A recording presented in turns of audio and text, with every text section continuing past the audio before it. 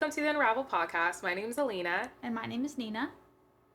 And today I think I wanted to talk about being a woman in real estate, being an entrepreneur, and the different facets of what that looks like, challenges, pros, cons. What do you think is something that is the biggest challenge you've run into when it comes to being a woman in real estate? If you just could pick one only. I don't necessarily know if I've had a lot of challenges with a woman being in real estate. I feel like I've had a lot of privileges being a woman in real estate. I've definitely had challenges being young in real estate, I would say for sure.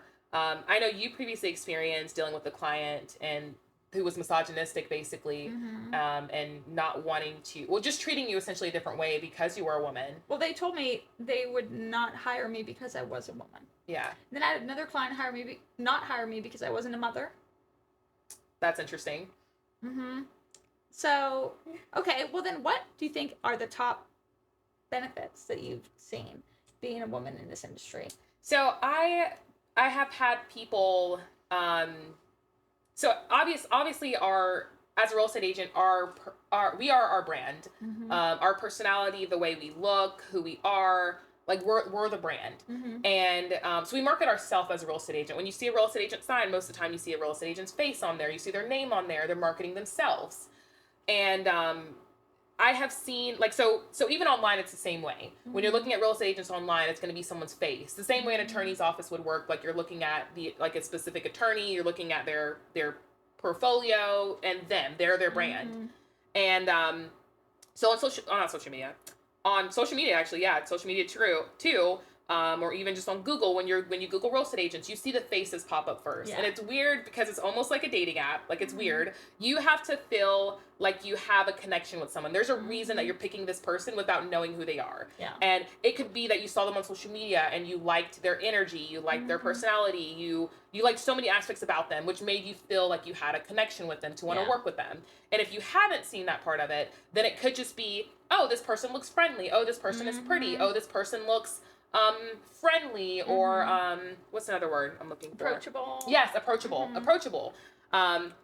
So I obviously have I'm always smiling, so I have an approachable, friendly picture as my headshot, which honestly any person in business should. So I have been told that people have picked me before because I just look friendly and approachable. I don't know if that necessarily, again, has to do with me being a woman, but I feel like as women, women, I'm saying that right? Yeah. As women, we naturally, or people think we naturally have this like sense of approachableness, like motherly senses, friendliness senses, compared to a man, as usually men are known to be associated with more masculine traits. And masculine doesn't mean you're like mean and grudgy. I think the word masculine immediately gives people this idea of maybe not so much approachable. I think unless it's, I rarely ever know of a woman that maybe just be like a lady that's probably going to look at property for herself to go pick a male realtor versus her picking another woman. Or it's common for a male to even pick a female realtor over picking another male just because of how it looks. I think that's a lot of times, like, a female might seem like a safer choice. Sure. Oh, actually, that's very true. Very true. And I have talked with many clients, and they have straight up told me that they hired an agent in the past because they were attractive. They knew nothing about their skill set. In fact, they didn't necessarily even care. They hired them because they looked good. Doesn't surprise me. And I said it's like a dating app almost. To some degree, it depends on the audience. If it's a single male, it probably is almost like a dating app. I'm going to pick the most attractive person that looks approachable to me. Look. I hope they're really attractive, because if they make you lose money. And sometimes, and I guess it's very similar to a dating app. Like I said, with a dating app, you're looking at people for aesthetic reasons because you don't know them. Yeah. The only thing you see is what's online. You can read up on them a little bit, just like a dating app, but it doesn't necessarily mean that you're going to know them and you're going to have a good relationship with them and it's going to work. So the first thing you have to go off of is what their bio says and how they look. And if they check those boxes, you better hope they're a good agent, because if they're not, you're going to be firing that one and finding a new one. So really, I feel like this is just changing the topic a little bit. I feel like social media is a really good platform to allow people to really see who you are beyond just a bio and your photo. Because that way they feel like they can connect to you more, maybe even relate to you a little more, and get to truly feel and see your personality without having met you yet. And that's why, like, I put out videos so people can get to know me a bit more, because I can imagine, when I was picking, before I was ever in the business, when I picked an agent, you're just looking, like, you're right, their bio, their picture, but that may be true, it may not be true. That is something that they just have put together to put their best foot forward, but you have no way to verify. Exactly. You have no way to verify if that is the truth or some made-up, exaggerated story. Correct. Versus, I think, if you're able to maybe get a referral from somebody else, or a past client review, or see them in video, you have to see if they're a good fit for you, but at the same time you start to get to know them a bit better and see, are they really who they say they are? Do they look like they do in the picture? Not that that's important, but people that are up to date with their marketing, it shows usually that they're more active in the industry. Sure. If the picture's from 25 years ago. Agreed. Which I've seen a lot of agents do, but I usually try to update my pictures every year, just so it captures a real reflection of who I am in that present moment. Yeah.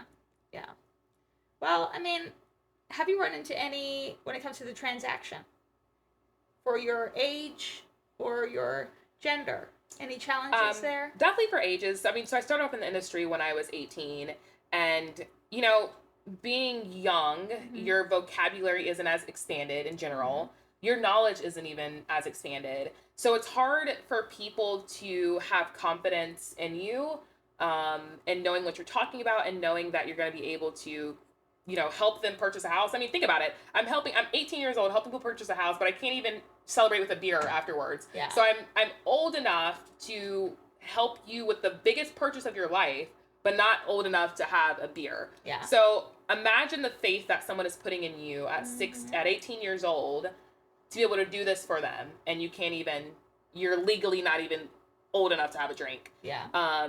So when you put it in that perspective, it's a lot of faith that someone has to put in you. And to be 18 at the time selling real estate, I don't think anyone didn't work with me because of my age. I think people didn't have faith in me. They maybe questioned me a little bit more. And they certainly asked, how old I was, because it was very obvious I was 18. And, but that's something I had to work on within myself as well, and building the confidence and knowledge that I needed to give people the confidence to want to work with me. I don't ever remember being judged for that. But I certainly remember it being a challenge that I just had to overcome. Yeah. I didn't start that young, but there's sometimes, of course, in transactions where you're working with an older agent or a male agent, and they love to comment on your age. Or your level of knowledge, because you're younger than them, you're not as knowledgeable or experienced than them. But that's an assumption. Correct, 100%. So generally, if someone's older, do they have more life experience? Probably so. Sure. But within the real estate industry, length of time in the business doesn't also equal knowledge and skills. Agreed. Because imagine if there's a surgeon that's been a surgeon for 20 years, but maybe they only do 1 or 2 surgeries a year, versus somebody who's been a surgeon for 5 years, but they've done 50 to 100 surgeries a year. Who do you think is going to have more experience? And who would you choose to perform your surgery? Great. So, but they don't like to hear about that. No. And that is certainly one of the most biggest misconceptions that agents themselves like to promote, is that because I've been in the industry for X amount of time, like I am very knowledgeable, but you're 100% right. That is not true at all. I've even had agents try to test me in terms of, like I've had an agent, I had a listing one time, and we had multiple different offers, and the agent tried to test me and tell me that I needed to get back to her as soon as possible, or else her client was going to walk away, not realizing that I knew how multiple offer situation worked. It's you're the one who is at my mercy. So I don't have to get back to you at any point in time. I'm looking at several offers on the table, and you're lucky if you even get the one that's best. Her offer was just the first one that came in, which is why she was, being whatever about it. But she was also trying to test my knowledge to see if I was smart enough to, take the offer that she gave me. Yeah. Versus, you know, considering the other offers that I was expecting to come in. And I put her in her place, and I told her, hey, like, I've got other offers coming in, and there's a deadline in place, and that's when I will respond to you. And I think she at that point knew that, you know, I knew what I was doing. Yeah. But she was able to look at my license number to know that my license number was, is it higher? What is it? Higher? Yes. Yeah, higher than hers, to know that she'd been in the business longer than me. And that's how real estate agents are able to tell your level of experience or how long you've been in the business based on your license number. Because if you have a higher number, it means you're newer, versus a lower number, you're older. We've been in the business longer. But I mean, the thing is, the real estate business and industry and market, it's fluctuating so much. It's not even just every year is different. It's month by month, quarter by quarter. Yeah. So you could be licensed, like I said, for 20 years, but if you're not actively in it every single day or every single week, you don't have experience. A clue with what's going on. Because I'm telling you, the market right now is different than the market in December, different than the market in the previous summer. But even the contracts are different. Oh, yeah. And this year, we've probably undergone the most contract changes. And maybe let me rephrase that. Maybe not even the most, but the most important contract changes in our career. And if you aren't selling, you're not going to be familiar. If you're not really selling as an agent and you sell maybe one house a year or one every other year, you're not going to be familiar with those new changes. Yeah. And so I always think it's hilarious when I'll have an older agent sweetheart me or say, oh, you know, I can see your license number is this. Well, sir, I can also search and see how many properties you sold. Right. And I sold more than that in 1 year. In your entire career, I sold more houses than you just in 1 year. So I don't say that. I think that in my head. Sure. But I politely respond via email. I usually put that through ChatGPT to make it a little bit more palatable. To fine-proof it, yeah. That's funny. But yeah, I just think it's very interesting. Things are more nuanced in the industry. And when you're a female and you look younger, whether you're younger or not, I think sometimes people assume you don't know, but that's not necessarily true. So I guess if you're a buyer or a seller and you're thinking about hiring an agent, don't necessarily be scared off if they look young, because that agent could be much more active than these other agents that seem to be more experienced. Agreed. Look at how much business they do. Look at their online presence. Look at the houses they've sold, because that makes a big difference. And you generally shouldn't be picking them because of their race, their age, their gender, any of those kind of things. Absolutely not. More so because, and obviously again, you only have the pictures and bios to go off of. Like, check their social media. Yes. Call them and have an interview. I've had clients call me and do interviews. So, I mean, there's numerous other things that you can do to truly get to know that person a little more beyond what their profile looks like, to see if they're truly going to be a good fit for you. And to be honest with you, call them.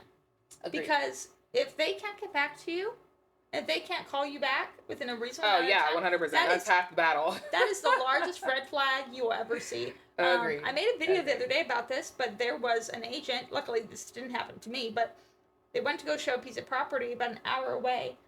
The listing agent, the lockbox wasn't working because it wasn't charged, you know, those super boxes. They called the listing agent, and the voicemail was basically telling them, oh, you know, everything you need is in the MLS. Don't call me. Don't text me. Oh my gosh. So they weren't able to look at the house.